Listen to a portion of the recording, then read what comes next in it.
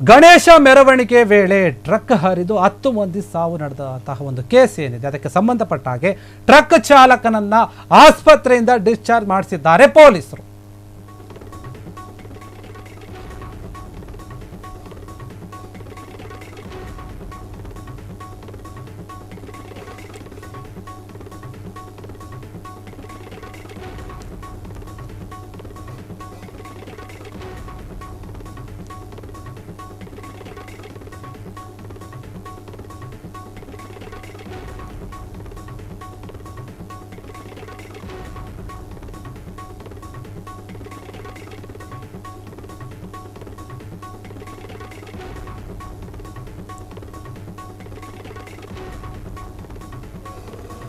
ಗಣೇಶ ಮೆರವಣಿಗೆ ವೇಳೆ ಟ್ರಕ್ ಹರಿದು ಏನು 10 ಮಂದಿ ಸಾವನ್ನಪ್ಪಿದ್ರಲ್ಲ ಆ ಒಂದು ಕೇಸ್ಗೆ ಸಂಬಂಧಪಟ್ಟಂತೆ ಟ್ರಕ್ ಚಾಲಕನನ್ನ ಆಸ್ಪತ್ರೆಯಿಂದ ಡಿಸ್ಚಾರ್ಜ್ ಮಾಡಿಸಿದ್ದಾರೆ ಪೊಲೀಸರು.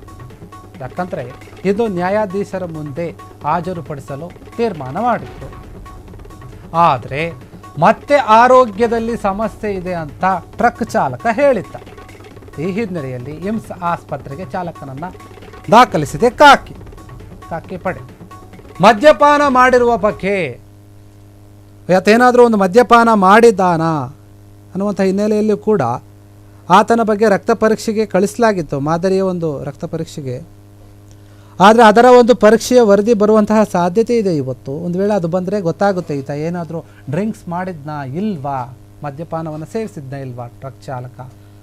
ಅಂತಹ ಒಂದು ಭೀಕರ ಅಪಘಾತಕ್ಕೆ ಕಾರಣ ಆದರೂ ಏನು, ನಿಜವಾಗ್ಲೂ ಕೂಡ ಆ ಒಂದು ವಾಹನದ ಸಮಸ್ಯೆ ಇತ್ತಾ, ಲಾರಿಯ ಒಂದು ಟ್ರಕ್ನ ಸಮಸ್ಯೆ ಇತ್ತಾ, ಅಥವಾ ಡ್ರೈವರ್ನ ಲೋಪದೋಷಗಳು ಏನಾದರೂ ಇತ್ತಾ ಅನ್ನುವಂಥ ಲೆಕ್ಕಾಚಾರದಲ್ಲಿ ತನಿಖೆಯನ್ನು ಮಾಡಿ ಪೊಲೀಸರು ಮುಂದಾಗಿದ್ದರು. ಆದರೆ ಆತನನ್ನು ಇವತ್ತು ಅಂದರೆ ಕೋರ್ಟ್ಗೆ ಕರ್ಕೊಂಡು ಹೋಗೋಕೆ ಕೂಡ ಮುಂದಾಗಿದ್ದರು, ಡಿಸ್ಚಾರ್ಜ್ ಮಾಡಿಸಿದ್ರು. ಅದಕ್ಕಾಗಿ ಆತ ಮತ್ತೆ ನನಗೆ ಆರೋಗ್ಯದಲ್ಲಿ ಸಮಸ್ಯೆ ಆಗಿದೆ, ಸರಿ ಇಲ್ಲ, ಏನೋ ಹುಷಾರಿಲ್ದಿರೋ ಥರ ಆಗ್ತಿದೆ ಅಂತ ಹೇಳಿದ್ದ.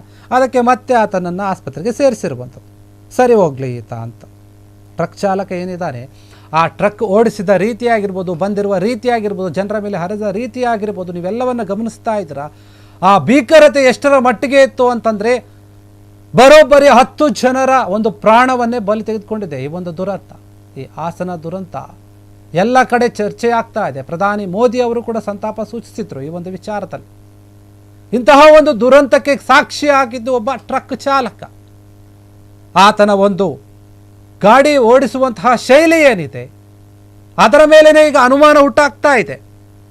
ಆತ ಸರಿಯಾಗೇ ಇದ್ನಾ ಗಾಡಿ ಓಡಿಸುವಾಗ, ಇಲ್ಲ ಏನಾದರೂ ಡ್ರಿಂಕ್ಸ್ ಮಾಡಿದ್ನಾ, ಇಲ್ಲ ಆ ಟ್ರಕ್ ತಾನಾಗೆ ನಿಯಂತ್ರಣವನ್ನು ಕಳೆದುಕೊಳ್ತಾ ಏನಾದರೂ ಸಮಸ್ಯೆ ಇತ್ತಾ ಟ್ರಕ್ನಲ್ಲಿ, ಈ ಎಲ್ಲ ಪ್ರಶ್ನೆ ಇರುವಂಥದ್ದು. ಅದೆಲ್ಲಕ್ಕೆ ಉತ್ತರ ಬೇಕು ಅಂದರೆ ಆ ಟ್ರಕ್ ಚಾಲಕನಿಂದಲೇ ಒಂದು ಮಾಹಿತಿ ಬರಬೇಕು.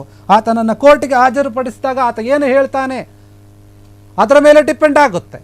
ಮತ್ತು ಈತ ಮದ್ಯ ಸೇವನೆ ಮಾಡಿದನ ಇಲ್ಲ ಅನ್ನುವಂಥದ್ದು ವರದಿ ಬಂದ ನಂತರನೇ ಗೊತ್ತಾಗುತ್ತೆ. ರಕ್ತ ಪರೀಕ್ಷೆ ಏನು ಕೊಟ್ಟಿದ್ರಲ್ಲ ಆ ರಕ್ತ ಪರೀಕ್ಷೆ ಬಂದ ಮೇಲೆ ಗೊತ್ತಾಗುತ್ತೆ.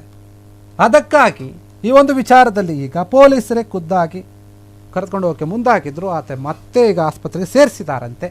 ಆತ ಯಾವಾಗ ಹುಷಾರಾಗ್ತಾನೋ ಆಗ ಮತ್ತೆ ಕೋರ್ಟ್ನ ಮುಂದೆ ಹಾಜರುಪಡಿಸುವಂತಹ ಸಾಧ್ಯತೆ ಇದೆ. ಸಾಧ್ಯ ಆದರೆ ಇವತ್ತೇ ಆತನ ಒಂದು ಬ್ಲಡ್ ರಿಪೋರ್ಟ್ ಬಂದ್ಬಿಡುತ್ತೆ. ಬಂದಾಗ ಗೊತ್ತಾಗುತ್ತೆ ಏನಾಗಿದೆ ಅಂತ. ಆತ ಸರಿಯಾಗಿದ್ದರೆ ಓಕೆ, ಆತಂದೇನು ತಪ್ಪಿಲ್ಲ ಅನ್ನೋ ಥರ ಆಗಬಹುದು. ಇಲ್ಲ ಅಂದರೆ ಆತನಿಗೆ ಸರಿಯಾದ ಒಂದು ಡ್ರೈವಿಂಗ್ ಬರುತ್ತಾ ಇಲ್ಲ ಅನ್ನೋಂಥದ್ದು ಕೂಡ ನೋಡಬೇಕಾಗುತ್ತೆ. ಆತನ ಡ್ರೈವಿಂಗ್ ಲೈಸೆನ್ಸನ್ನು ಕೂಡ ಚೆಕ್ ಮಾಡ್ತಾರೆ. ಆತನ ಹತ್ರ ಹೆವಿ ಡ್ರೈವಿಂಗ್ ಲೈಸೆನ್ಸ್ ಇದೆಯಾ ಇಲ್ಲ ಅನ್ನೋಂಥದ್ದು ಕೂಡ ನೋಡ್ತಾರೆ. ಇಂತಹ ಭಾರಿ ಗಾತ್ರದ ಒಂದು ಟ್ರಕ್ಗಳನ್ನು ಓಡಿಸಬೇಕಾದ್ರೆ ಅವರಿಗೆ ಅದಕ್ಕೆ ಆದಂತಹ ಒಂದು ಎಕ್ಸ್ಪೀರಿಯನ್ಸ್ ಇರಬೇಕು, ಅನೇಕ ವರ್ಷಗಳ ಎಕ್ಸ್ಪೀರಿಯನ್ಸ್ ಇರಬೇಕು. ಇಂತಹ ದೊಡ್ಡ ದೊಡ್ಡ ಟ್ರಕ್ಗಳನ್ನು ಓಡಿಸಬೇಕು ಅಂತಂದರೆ ಅದು ಇದೆಯಾ ಇಲ್ವಾ, ಈತ ಎಷ್ಟು ವರ್ಷದಿಂದ ಡ್ರೈವರ್ ಕೆಲಸವನ್ನು ಮಾಡ್ತಾ ಇತ್ತಾ, ಈ ರೀತಿಯ ಅಪಘಾತಗಳು ಇದೇ ಮೊದಲ ಈತನ ಮೇಲೆ ಇರೋದು ಅಥವಾ ಬೇರೆ ಏನಾದರೂ ಇದೆಯಾ ಈ ಹಿಂದೆ, ಇವೆಲ್ಲವನ್ನು ಕೂಡ ಚೆಕ್ ಮಾಡಲಾಗುತ್ತೆ ಈ ಒಂದು ವಿಚಾರದಲ್ಲಿ. ಕ್ಷಣ ಕ್ಷಣದ ಸುದ್ದಿಗಳಿಗಾಗಿ ಫ್ರೀಡಂ ಟಿವಿ ಸಬ್ಸ್ಕ್ರೈಬ್ ಮಾಡಿ, ಲೈಕ್ ಮಾಡಿ ಹಾಗೂ ಫಾಲೋ ಮಾಡಿ. ಹೊಸ ಸುದ್ದಿಗಳ ನೋಟಿಫಿಕೇಶನ್ಗಾಗಿ ಬೆಲ್ ಐಕಾನ್ ಮೇಲೆ ಕ್ಲಿಕ್ ಮಾಡಿ.